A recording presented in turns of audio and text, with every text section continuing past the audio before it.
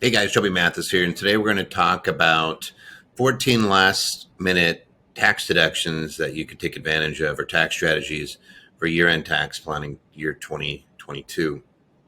So we're going to dive into a lot of things that are specific to this year. So let's get started. First off, if you like this type of content, please like and subscribe to the channel. I'll bribe you with pictures of my cats. All right, get that out of the way. Let's dive in. I am going to switch over a screen and I'm going to pop myself up into the corner so you can see it. So we're really going to be talking about, I just said 14 strategies.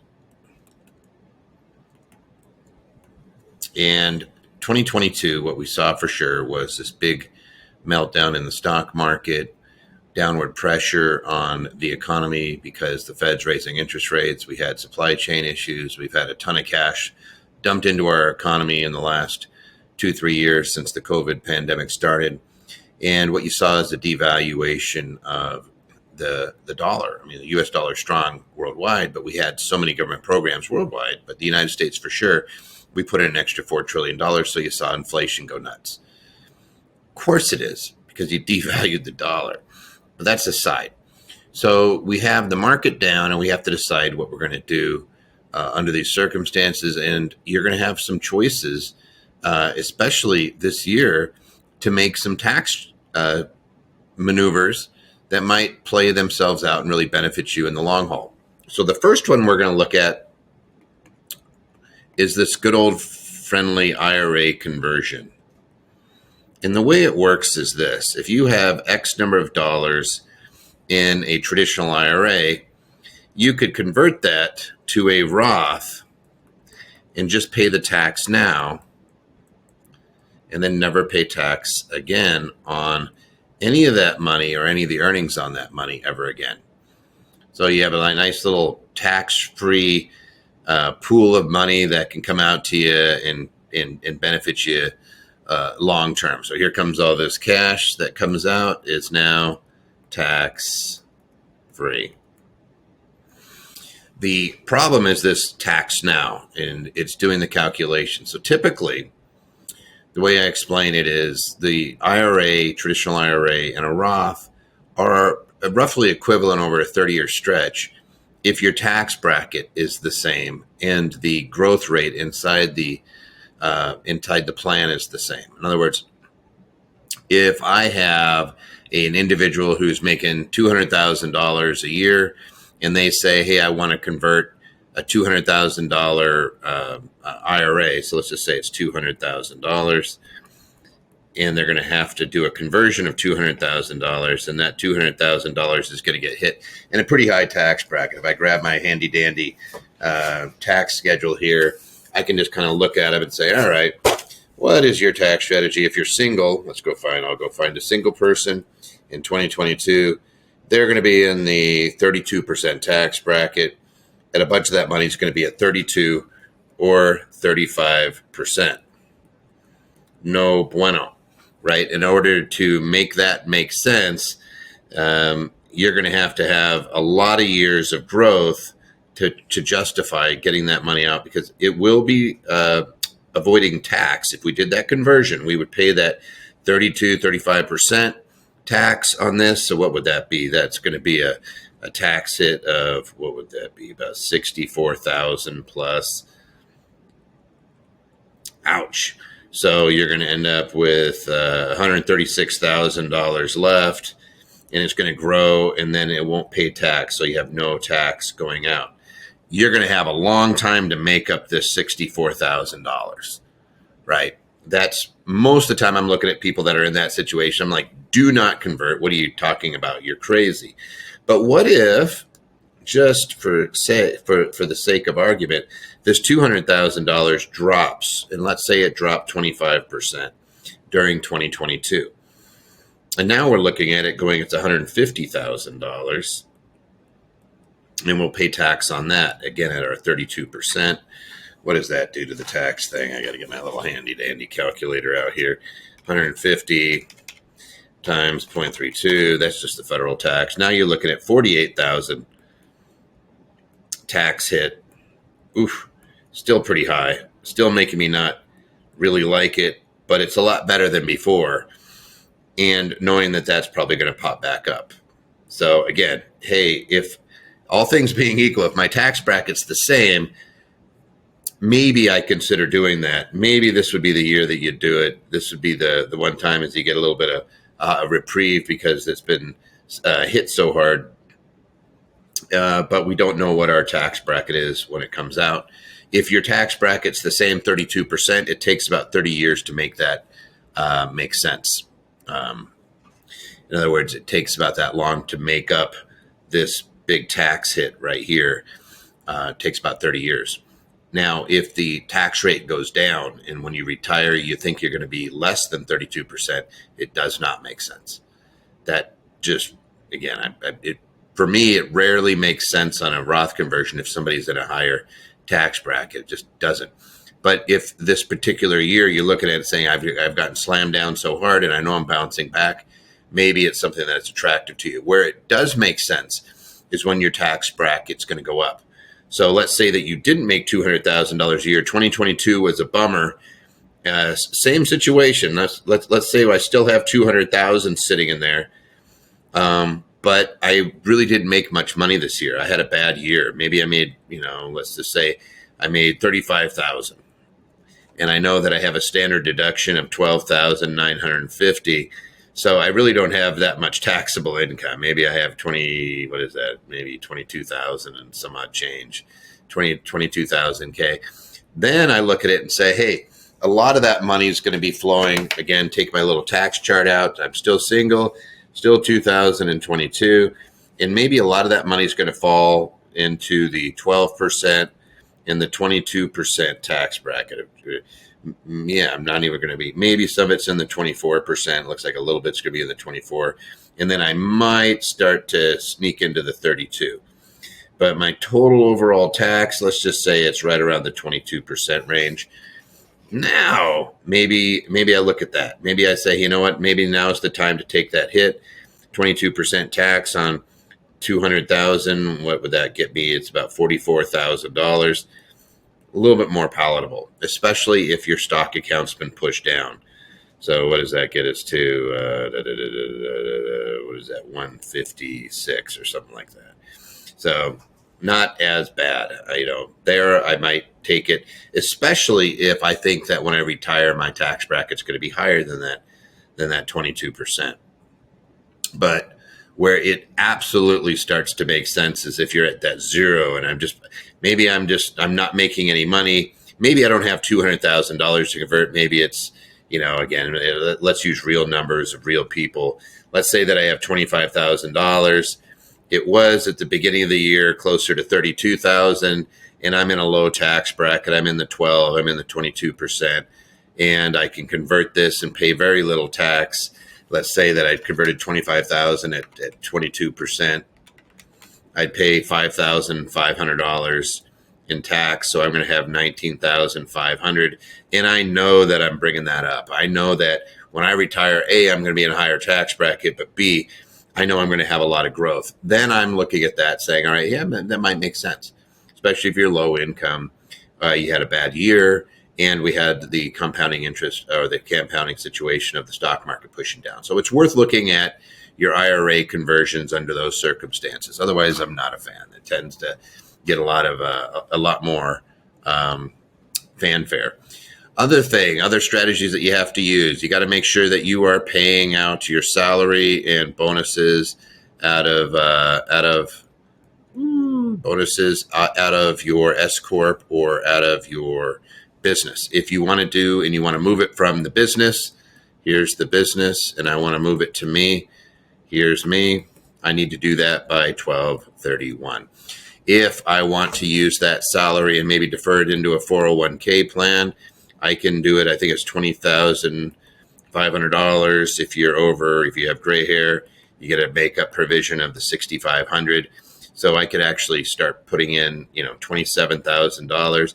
I got to do that by that 12/31. I need to do that before the end of the year and make sure that I'm funding that 401k if I have a solo 401k. If I just need to get the money into my tax bracket, hey, I don't have any other income and I have a corporation, maybe it's going to be looking at 21% taxation and I can get it to myself at a lower tax rate. Maybe I'm doing that before the end of the year. I got to do those by 12/31. Other thing you do is pay your kids. Now, if you have parents that you're taking care of, maybe you're throwing them in there too.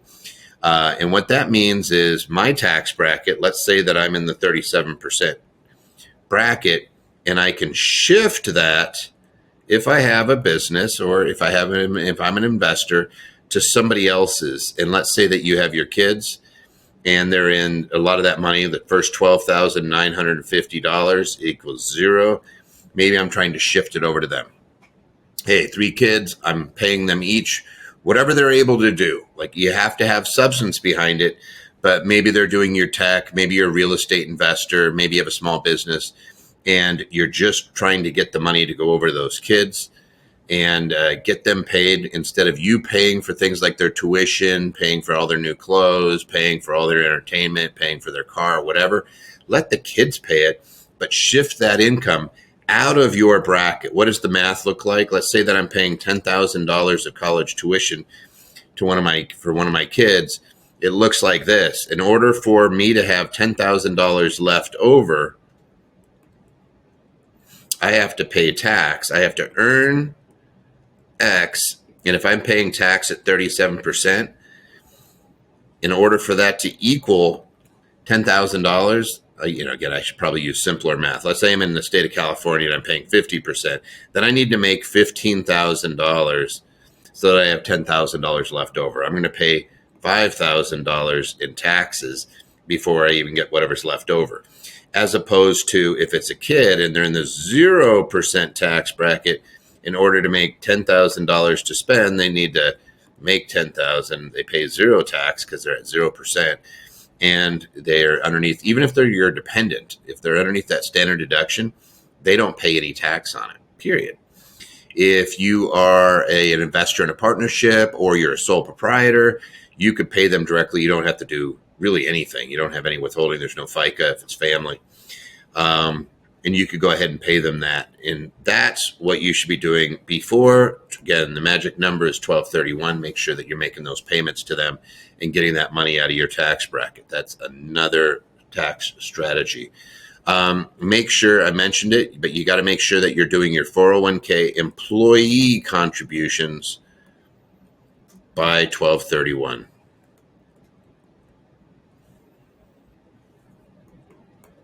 And this is again, I think it's 20,500 plus you have the makeup, but that's that portion.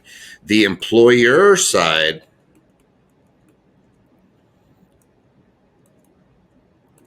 the employer contributions, which can equal 25% of the wages paid. So 25%, if you're a sole proprietor, is 25% of your of the net income. If you are an S corporation, it's 25% of your salary. If it's a C corporation, it's 25% of your salary. But you make that employer contribution as up to 25%. I think we're up to, what is it, $62,000 or $61,000 this year? I always forget which one we are sitting at right now. Make sure I don't say something. 61,000. So you have it up to total contribution of 61,000, and that is per 401k. So if you have another job and they're making contributions and you have another 401k, they can each contribute up to $61,000 on your behalf. So if you have 2 401ks, in theory, you could have $122,000 in contributions made on your behalf by your employer. Your employee contribution is still that one set amount. Doesn't matter how many 401ks, you're capped at that. This amount can be done by the tax return of the employer. So it's going to be next year. You can be making contributions in some cases up till October, most cases up till September. So you can be making an employer contribution on that side. Other strategy that you use before the end of the year is charitable contributions. And here's something. You can make up to 60% of your adjusted gross income deductible by giving to charity, up to 60%. Now, if you don't use it all, you can carry forward for 5 years. So you don't lose the charitable donation if you give too much money, but you can do 60% if it's cash. You can do 30% if it's appreciated assets. So if you have stocks that have run up, I know we're in a bad year to be saying stocks run up, but if you've held stock for 5-6 years, let's say you've had some Apple, or you had some Tesla that's gone way up, or I'm trying to think of some other things that a lot of different stocks have run up, but you have something, or crypto, or a house, or anything that's highly appreciated, you can write off to up to 30% of your adjusted gross income, so 30% of your AGI, by giving it to charity. But you have to give it to charity by 12/31. Or you do a donor advised fund, same thing. You can put it in a donor advised fund and then make the contributions to the different charities later, but you get the deduction this year. Why do you do that? Because maybe I'm really close to my standard deduction when I add up my charitable donations, my mortgage interest, and my state and local taxes, and any medical expenses that exceed 7.5% of my adjusted gross income. Those are your standard deductions. You can throw in there casualty losses if you're also a victim of a hurricane, like Hurricane Ian hit you. But you add up all those things, and if it's greater than, individually, that's $12,950, and then married filing jointly, what is that, $25,900? If you're really close to that amount, give now, even instead of next year. Like, hey, let's just double it up so that at least I get a benefit for my gift. But if you're really close to that standard deduction and you end up taking the standard deduction instead, you're going to be kicking yourself if you're right there, because you could have gotten some deductible dollars, and you're going to end up doing the same thing next year too, right? So you got to make your charitable donations. Yes, you could set up your own charity, by the way. Yes, you could have your own foundation. Yes, you could have your own public charity. And yes, you can contribute directly to it and still hit those numbers. If it's a public charity, it's 60% of your adjusted gross income. If it's a private foundation, which means it's not really doing anything other than giving money to other charities, you're looking at a 30% deduction, I believe is where the cap is. But you just look at those caps, and you're looking at it, and you're comparing it, and you're doing this, and you're looking at this as part of your standard deduction, and it's always versus your standard deduction. I want to make sure that I am getting as much benefit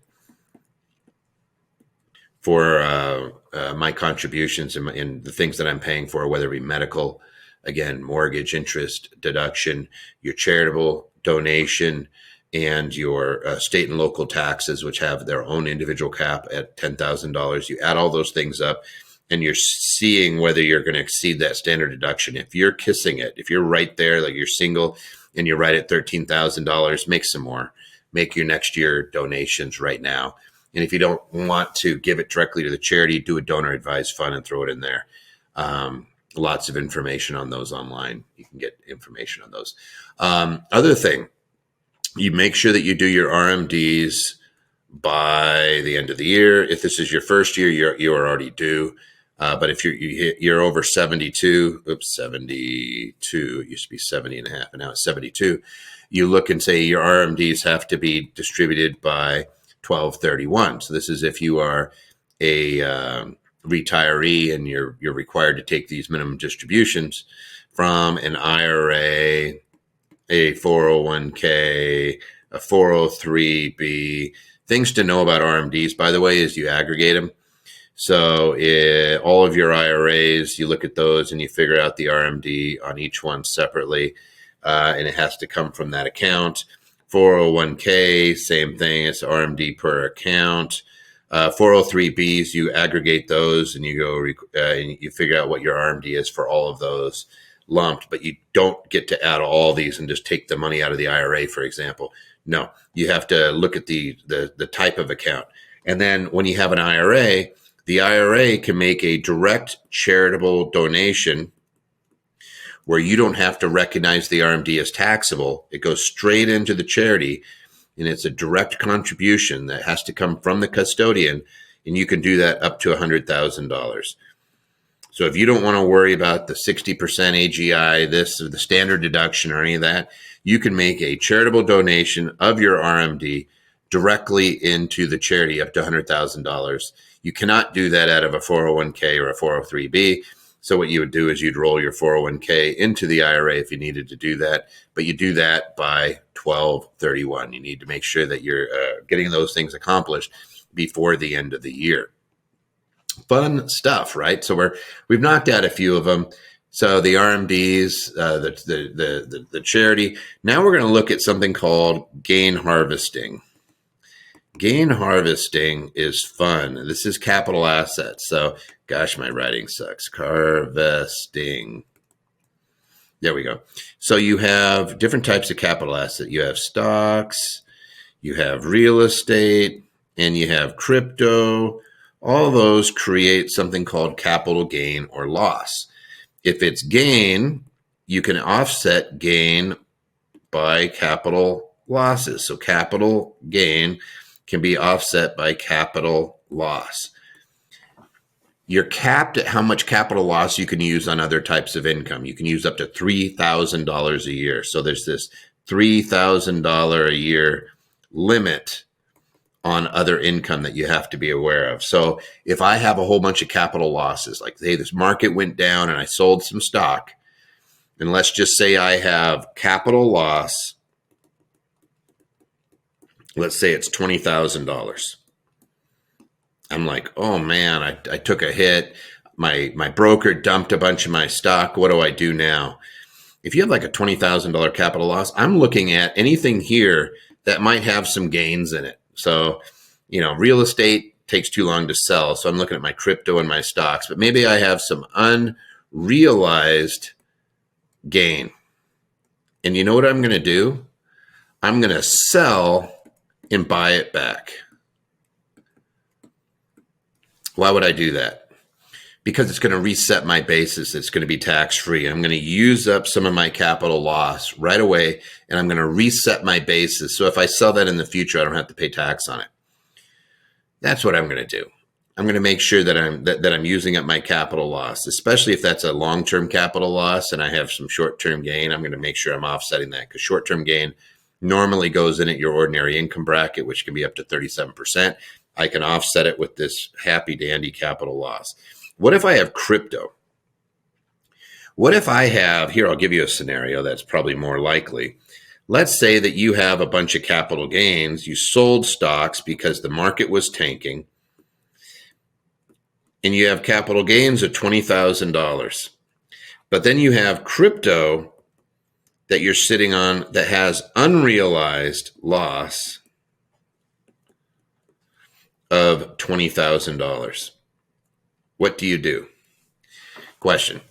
Well, I sell the crypto and I buy it right back. So let's say I have Bitcoin with $20,000 loss. I sell it, realize the $20,000 knowing that it's going to eliminate the taxes I owe on those capital gains. So now my taxable income is zero. It's not 0%, it's just zero. So now I have no more capital gains. I just saved myself whatever the capital gains rate would have been on that. If it's short term, it'd be my ordinary bracket. So maybe I just saved myself $4,000 or $5,000 by doing this, and I buy the crypto right back. Now, for all you accountants or people that think that the wash sale rule applies to crypto, I have news for you. It doesn't. Crypto, you can sell something and buy it right back. What if I have the same situation, but I have stocks with unrealized losses? Could I do that? Yeah, I could actually do it. And I'll show you how you end up buying it back. Number one, I sell it at a loss. Number two, so you realize your loss. So it goes from unrealized to realized. So it eliminates this. It goes to zero. Then you buy an option, and it's called in the money. And in the money option, let's say that I sold some Disney and I buy an in the money option on the same price, same price point, maybe a little bit farther in the money. So I'm like, hey, I want to make sure that I get my money back, and I buy it. And let's say that I buy it, I don't know, let's say that I buy it and it's $5,000. Great. What ends up happening is the loss gets tied directly to this. Like in theory, I'd be losing this. I'd be like, oh no. now I have this $20,000 loss, but it gets added to my basis. So now my basis is actually $25,000 in that purchase. That's my basis, my new basis in that. Then I buy back my shares. I buy the shares that I just sold, and I buy those shares, and I buy them. I just recognize my loss, so I have to buy them back at whatever it is. Let's just say it's 20,000. I don't know if that's the real math, but I'm just going to use it as an example. $20,000. All right. So now I have so I buy it. So now I own shares and I own option. The loss has attached to my option, so I sell my option. And I recognize now I have $5,000 basis. I have the extra loss. It uses up my $5,000 basis, which gives me now this is going to be a $20,000 loss, which then I use to offset. That's how it looks. And I own my shares again at whatever I paid for it. So I'm like, I know it's not, I didn't buy those for zero, but let's just say that I sold my stock for $40,000, had a $20,000 gain in them. So I used that, had a loss. I had a $20,000 loss. I sold it for $40,000 and my basis was 60. So I have a $20,000 loss. And then I buy those things back after buying an option, then I buy the shares back. That allows me to use that loss. So that's the steps. You have to sell it, buy an option that in the money is where you do it so it doesn't get all volatile and crazy. You don't have any risk. But I sell it. The loss attaches to the purchase of those options. I buy back the shares separately again, and then I sell the option, and it captures that big old loss. That's how you get around the wash sale loss rule on securities. Otherwise, you can't use losses that if you buy back the stock within 31 days by day 31. So it's within 30 days of the loss recognition. So it'll wash itself out. So those of you who are worried about wash sale loss rule, that's how you get around it. And there's no such thing as a wash sale gain rule. So you can always sell your gainers and buy them right back. So that's gain harvesting, loss harvesting. And then we can talk about equipment. So we have two code provisions, section 179 and section 168K. 168K is bonus depreciation, and this is what everybody's using right now. It's 100% bonus depreciation. And what that means is if you buy equipment like typical equipment is 5-year life, sometimes it's 7-year, but whatever the case, it can be written off in 1 year with the bonus depreciation. You can even buy a vehicle. Let's say you're using a car or a truck, and it has a gross vehicle weight of greater than 6,000 pounds. Then you can even do that, and you can write it all off in 1 year. People do that if it's 100% business usage. You get into a little bit of a different situation if it's partial. You never do that if it's less than 50% business use, because you're going to get yourself hosed for other reasons. But if you are using something exclusively for business or almost all for business, then yes, you buy this and you get the equipment and you put it into service before the end of the year. Again, this is by 12/31. And even if it's bought on credit, even if you slapped a credit card down, even if you bought it on an installment sale, even if you have a certain types of leases, it could qualify if it has like the dollar payoff lease, those types of things, less than 10% buyout on that lease, then you can even capitalize some leases. But you get this equipment before the end of the year, put it into service, you get to write it off this year. It's a nice big deduction. So let's say you're a doctor's office and you have the choice to buy some medical equipment and put it into service before the end of the year. You get that purchased and put into service before the end of the year. You get the full 100% deduction, offsets your income quite nicely. So buy some equipment before the end of the year. This is a funny one. This is another one, but the equipment also works if you have short-term rentals. So this is Airbnb, VRBO. What it means is less than 7-day average. So 7 days or less. Average stay. Guess what? The personal property on those Airbnbs and VRBOs is 100% deductible in year one. Now, let me explain what that means. You buy an Airbnb and you're putting it into service before the end of the year.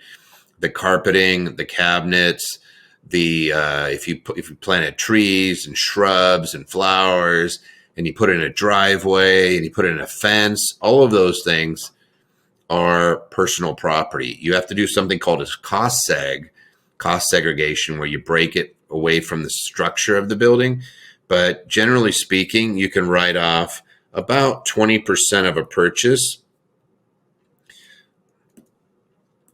in year one. That's about the number, because you write off, it's generally around 30% of the depreciable basis, and the land is going to be a component, but it ends up being somewhere around that 20% of the purchase price.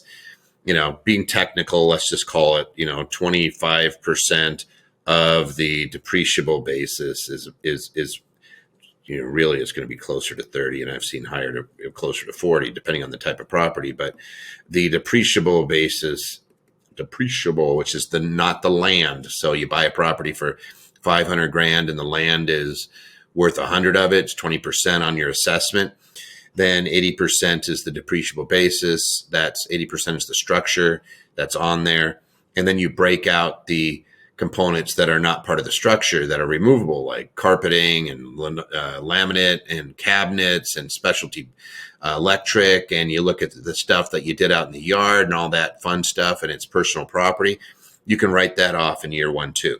So if you are somebody who's doing Airbnb and VRBO, they consider that a trade or business. Woo! Which means, for those of you who know what the passive activity loss rules are, it doesn't apply. You just have to materially participate with your Airbnb and VRBO, which means you do the bookings and the cleaning for the year. You're good. Or there's some other rules. There's 7 ways to meet it, but you're a material participant. You get to write it off, and it offsets everything from your W-2 income to the net profit from your business. It's crazy. That stuff can be really powerful. And if you're a CPA and you want to argue with me about it, just go look it up yourself. 7 days or less is not a rental activity. It's considered trade or business. And the only question is, did you materially participate in it? If the answer is yes, then it is non-passive ordinary loss that you can use against any other income. And it works 100%. Next thing, here's some low-lying fruit, is to prepay expenses for your business. It's generally within 12 months. So you got to make the payment by 12/31 of 2022 for an expense that's going to be imminent. It's going to come up and it's going to be incurred in the next 12 months. So if you want to, let's say I have a bunch of insurance and I have some premiums that are going to go into 2022 or into 2023, I might pay some of those things ahead of time. I might make, for individuals, maybe it's a mortgage payment, maybe it's a medical expense, maybe it's, if it's a business, maybe you're buying equipment again that you might be using next year. But you could prepay certain expenses that are imminent before they actually come due, technically, so that you could go ahead and get those prepaid. That's another way to do it. Or you could pay like your January or February mortgage statement ahead of time to get some more mortgage interest deduction if you're right up against that standard deduction again. So you start to prepay some of your expenses if you need to push your income down. Now, obviously, if you're consistently hitting a number, it's just kicking the can down the road. But let's say you had a really great year and you're like, I don't know what 2023 is looking like. Maybe you're being affected by the Fed's interest rate hikes. Maybe this is the year where you say, let's prepay some of our quarter one expenses and push them into 2022. So prepay. Other thing you can do, you ready? This is going to be fun. Let's say that I've had a great 2022 and a bunch of people are owing me money. I've been kicking butt. Hold your invoices. If you are a cash basis taxpayer, which you probably are, hold your invoices or tell your people don't pay until 2023. It's the opposite of what we just talked about. On you prepaying expenses to lower your tax bill, you're telling people don't prepay your expenses or don't even pay for the expenses that are due. Pay them on 1/1/2023. And since you're cash basis, that means the income shifts to 2023. So if you have vendors, if you have people that owe you money, say, hey, take the holidays off, pay me next year. Nothing wrong with doing that. Your cash basis, you don't recognize the income until you get paid. So you just say, hey guys, chill out. Or you do the opposite. Let's say that I've had a really crappy 2022 and I know that my 2023 is going to be really hot and I was great in 2021. And you want to push more of that into 2022 because you just had such a bad year. Maybe you have a bunch of losses and you're like, you know what? I want it to be taxed at the lowest tax bracket possible. Tell your guys to try to prepay. Maybe give them an incentive, give them a little bump off. Hey, I'll give you 5% off if you prepay, before the end of the year, get your stuff done because you're trying to push it into this year. Maybe you have lender requirements. You need to show a certain amount of income. That's how you do those things. Is maybe you're giving them an incentive. Hey, I'll give you 10% off. Just get me the income. I need to show it this year, maybe to keep a line of credit or to qualify for a loan, the mortgage or something like that. You need that extra revenue. Get out there, hit that pavement, start collecting them bills, or you're doing the opposite. You say, hey, hold off. And that goes for you too. Like if you don't pay something, you don't get a deduction for this year. So maybe you sit on it and you say, hey, I'll pay you January 1st. And you hang on, you don't pay your bill. Hey, I'm trying to push it. So you recognize higher income, then I pay it immediately next year. Okay.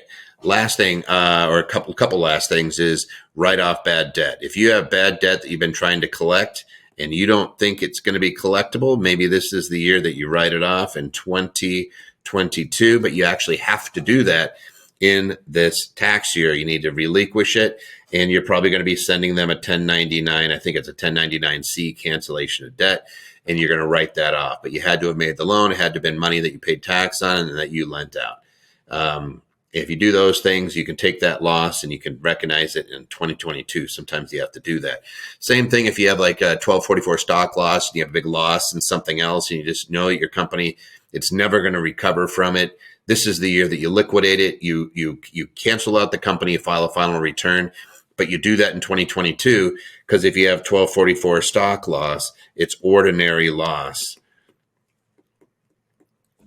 So long as you dissolve by 12/31 of 2022, and it can offset your income. So if you have a C Corp or something that's got some loss carry forward in it, maybe a 50 grand or 40 grand or up to 100 if you're married, you just want to make sure that, hey, maybe I could use that. I have a bunch of taxes. Maybe I'm in the 37% tax bracket.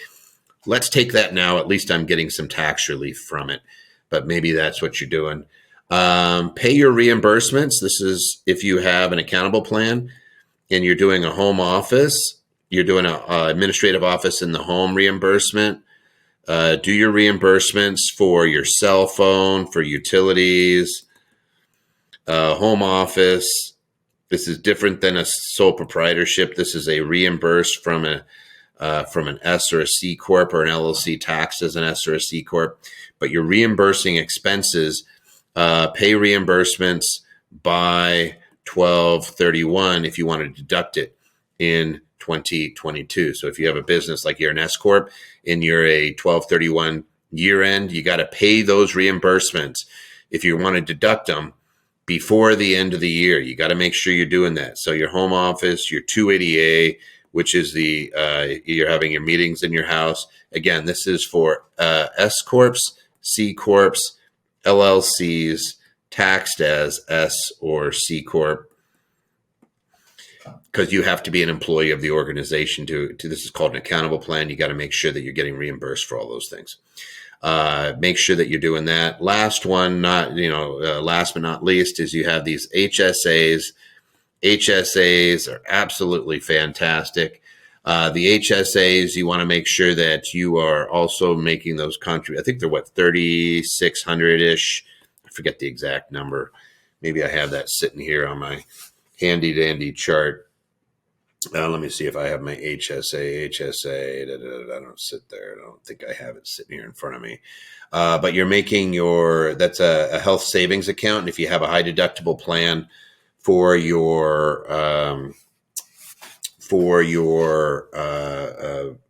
health insurance, you can put money aside. You get a deduction. I think it's like $7,200. I should actually have this, but just you're on the internet anyway. Just look at it. For your HSA limits, you can make that contribution before the year end, and you get a deduction. This does not count towards your 7.5% of your AGI for reimbursements that you make out of your for your personal, and you're going to try to write off again itemized versus your standard deduction. So we don't have to worry about that, but this will absolutely work. This is going to drive me bonkers if I don't look that up. So I'm going to have to look up the HSA and find out what it is. I cannot believe I don't just have that sitting in front of me. So I'm going to take a HSA timeout, and I'm just going to quickly grab those limits for you. HSA limits 2022, and it is $3,650 and $7,300. There we go. So I was close, but no cigar. I knew it was close. But you get for the family, you get this big old deduction, and guess what? The monies that pay out of an HSA, if you're paying them for health, even anything that comes out of pocket, you can pay for anything that's health related, is zero tax. So it's zero tax. So we like that. It's a double edged sword. You get a deduction and you never pay tax on it. So it's even better than a Roth. And by the way, yes, you can direct the investments on these. You can do self-directed HSAs and cover those as well. They're actually a fantastic tool. But you get the deduction going in, which is something we all could use. Hey, a little bit of tax relief. Let's say it's again, you have to make sure you meet the high deductible limits, which you want to look at when you'd have to pull your plan and then take a look at the HSA limits. But if you're a high deductible plan, then you get this big fat deduction and you never pay tax on those monies ever again. Talk to your HR department and see whether or not you qualify. You may even have an HSA in your office that sometimes they allow you to contribute there. But look at doing that before the end of the year. Again, we want to make sure that we're getting our 2022 taxes as low as possible. If that is in your best interest, if you've had a really cruddy year, maybe you don't do this right away. Maybe you're looking at, I think you could actually make that contribution even into early next year until the tax deadline. But you're looking at those things critically to see whether or not you can minimize your tax bill. And that is all I'm going to say about it. You guys gave you 14 different strategies that you can use before the end of the year. There's lots of little basic ones, like making sure that you're paying your bills, pay your management fees if you have a management company that's overseeing like your real estate or your stock trading or things like that. Make sure that if there's money that needs to be paid to a corporation, that it gets paid before 12/31 because you are a tax or you're a cash basis taxpayer. Make sure that those payments get done. You always got to be looking at those things. And I think one of my cats just made an appearance behind my back. Hey, you can see. Hey, Peaches, she's getting annoyed. So she says, it's time for you to stop talking about taxes and feed me. So I'm going to go do that. So thanks, guys. I will catch you. If you know anybody that could benefit from this information, by all means, share it. And by all means, keep looking at all the videos that pop out on the website. Try to create things that are going to put money back in your pocket. I think it's really important here, a better steward of your money than the government is. As much as I love government spending, I think we're better off at making sure that our monies are gone elsewhere. And that's how Peaches feels too. I think as soon as I said government, she ran away. All right, guys, good luck to you. Thanks.